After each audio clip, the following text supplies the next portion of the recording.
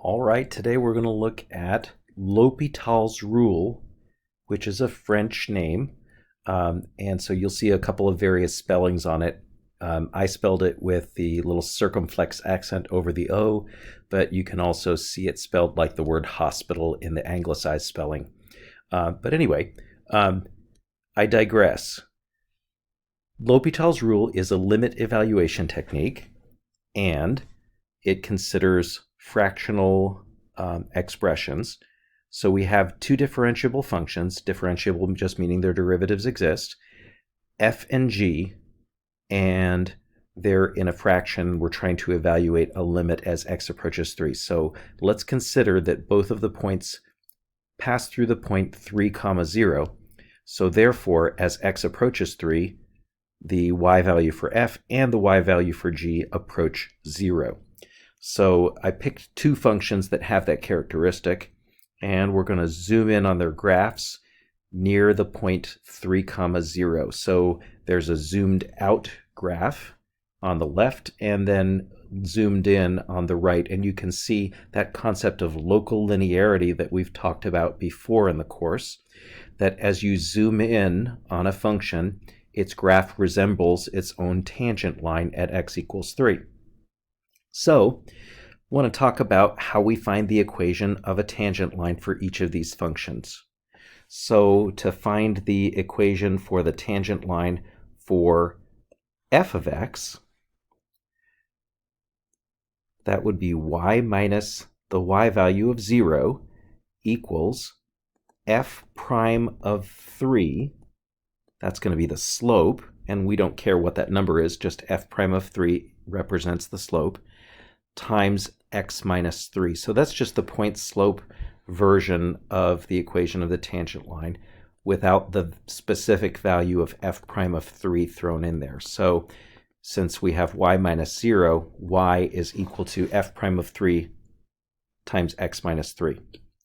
Now g of x goes through the same point, so its tangent line is y minus 0 equals g prime of 3 times x minus 3, or y equals g prime of 3 times x minus 3. So as we said, when you zoom in, that is when you get really, really close to x equals 3, each of these functions resembles its own tangent line. So the limit as x approaches 3 of f over g looks like the limit as x approaches g of 3 of f's tangent line over g's tangent line. And the y value for the tangent line is approximately equal to the y value for the function. All right, now we can grab our handy-dandy cancellation pen, cancel out those factors of x minus 3, and that means that the limit as x approaches 3 of f over g is equal to f prime of 3 over g prime of 3. Now remember, that limit presumes that f and g both contain a y value of 0 at x equals 3. All right, let's head to the more generalized version for L'Hôpital's rule. Let f and g be both differentiable functions on the open interval a to b, containing c except possibly at c itself. That's just disclaimers that we're throwing at you. If the limit as x approaches c of f of x equals 0 and the limit of as x approaches c of g of x, there's a typo in my copy, equals 0, then the limit as x approaches c of f over g equals the limit as x approaches c of f prime over g prime. A quick note, L'Hôpital's rule applies to the indeterminate form 0 over 0 we were just showing, but it also applies to infinity over infinity as well. Now, a quick note about this. It is incorrect to say that limit as x approaches c of f of x over g of x equals 0 over 0. Expunge this expression from anything that you write on a paper. this work will not receive full credit since 0 over 0 is not defined. However, it is correct to say that the limit as x approaches c of f over g produces the indeterminate form 0 over 0. Just like when we're working with other theorems, you must first verify that the hypothesis of L'Hopital's rule is met before you apply it, and we'll get into that on specific examples. All right, let's take a look at the work that you will need to show to apply L'Hopital's rule, in addition to how it is applied. You might look at example 1 and say, I know what this limit is, because this is a limit that we did at the beginning of the year. However, this limit can be shown with L'Hopital's rule. In order to show that L'Hopital's rule applies for this limit, we need to say the limit as x approaches 0 of sine x equals 0, since sine of 0 is 0, and the limit as x approaches 0 of x is also equal to 0. So, L'Hopital's rule applies. And then, from there, we can say that the limit as x approaches 0 of sine x over x equals the limit as x approaches 0 of the derivative of sine x over the derivative of x. What's really important that you realize is that we are not applying the quotient rule. We're simply taking the derivative of the numerator and the denominator separately. So the limit of as x approaches 0 of the derivative of sine is the limit as x approaches 0 of cosine, and the derivative of x is 1. So we're no longer going to have an indeterminate form because already our denominator is 1. And so that limit is the cosine of 0 over 1. And the cosine of 0 is 1, so the value of this limit is 1. And you might say, hey, I already knew that limit. And that's cool. But L'Hopital's rule is going to be useful for so many other limits. So now let's take a look at example 2, and this is again another limit that you have already done. We're going to check the numerator and denominator separately. So the limit as x approaches 0 of the numerator is equal to 1 minus the cosine of 0, which would be 1 minus 1, or 0. And the limit as x approaches 0 of the denominator will be 0. So, L'Hopital's rule applies.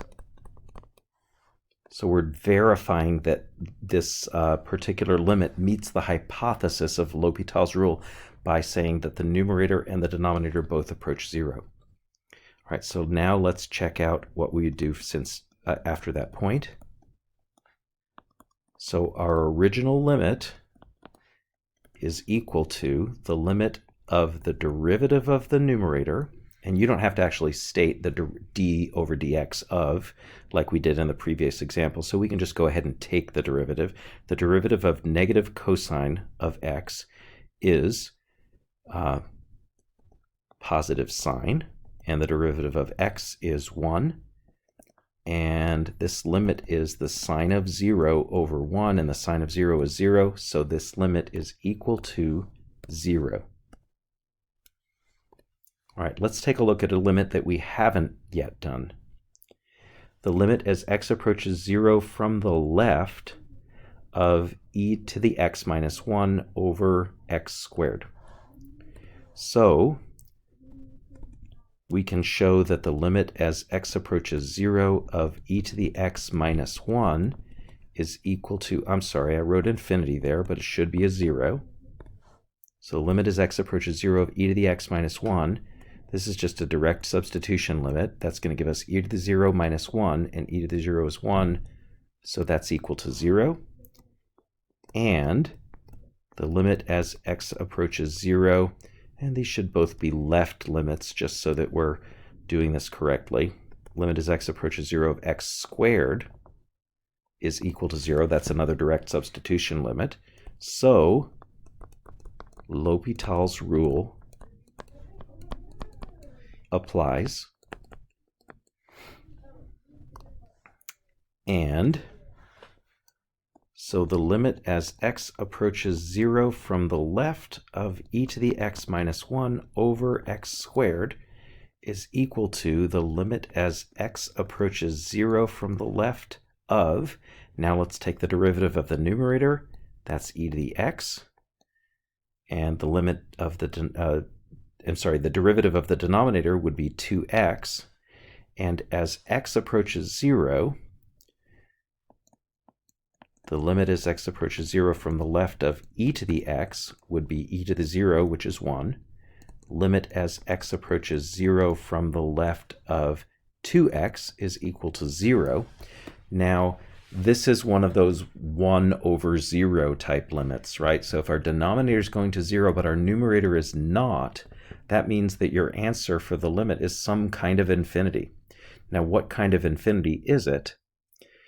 Our numerator, as you can see, is heading toward a positive number 1. Our denominator is what we need to be concerned about. The denominator is heading towards 0. But if x is heading towards 0 from the negative direction, that means x is a negative number, and so 2x is also a negative number.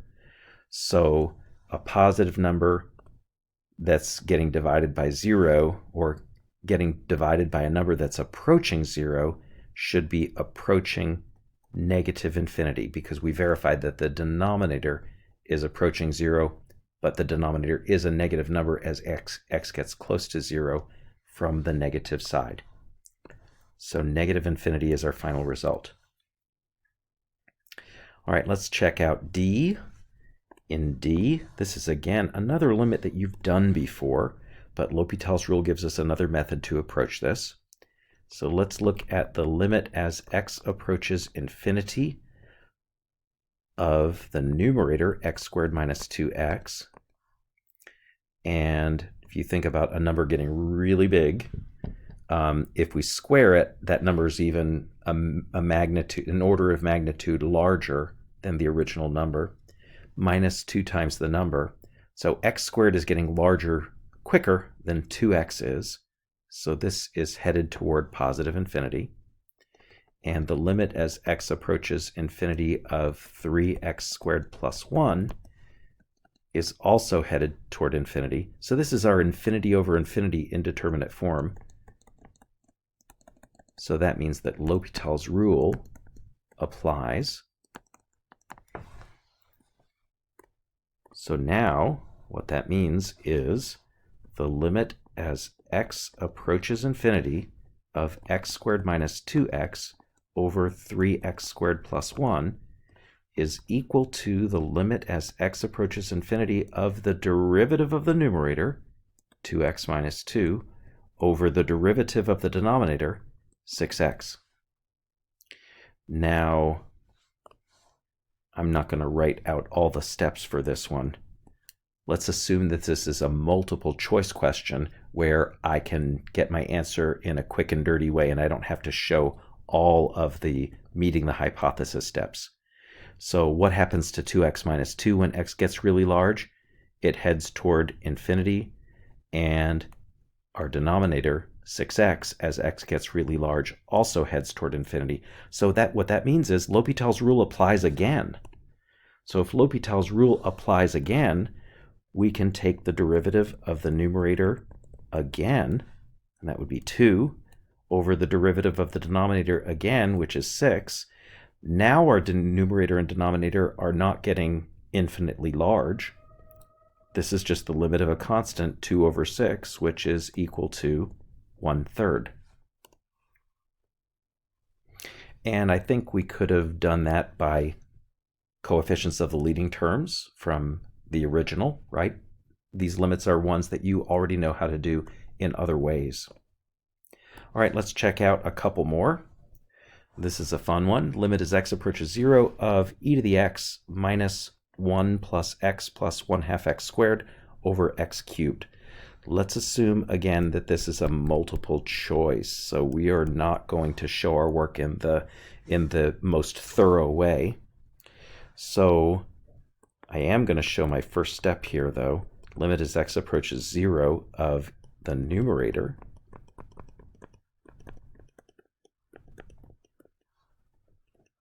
is equal to, that would be e to the 0 would be 1. And we can see that the second expression that follows the subtraction sign also approaches 1. And so this limit is 0.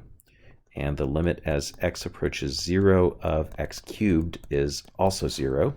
So L'Hopital's rule applies. So I'm going to take the derivative of the numerator. That would be e to the x minus, and the derivative of 1 is 0. The derivative of x is 1. And the derivative of 1/2 x squared is x. And then downstairs we've got the derivative of x cubed is 3x squared. Now what's happening with this limit? As x approaches 0, we get 1 minus 1. That's 0. As x approaches 0, 3x squared is 3 times 0 squared. That's also 0. L'Hopital's rule applies again. And I'm not writing out my steps because I'm assuming that this is a multiple choice question. Remember, if it's free response, you must write out that you're affirming the hypothesis or that you're meeting the conditions of the hypothesis each time you apply L'Hopital's rule. So we're going to take a derivative of the numerator, that's e to the x. And then the derivative of 1 plus x is 1. Downstairs, derivative is 6x. And you can see where this is going. E to the 0 minus 1 is 0. 6 times 0 is 0, so L'Hopital's rule applies again. So this is the limit as x approaches 0 of the derivative of the numerator over the derivative of the denominator. Now L'Hopital's rule does not apply because as x approaches 0, you get e to the 0, which is 1 over 6, and so 1/6 is our limit. All right, in this last one, we'll do this in a very thorough way. Limit as h approaches 0 of the square root of 3 plus h minus the square root of 3 is the square root of 3 minus the square root of 3, that's 0. And the limit as h approaches 0 of h is 0. And so L'Hopital's rule applies.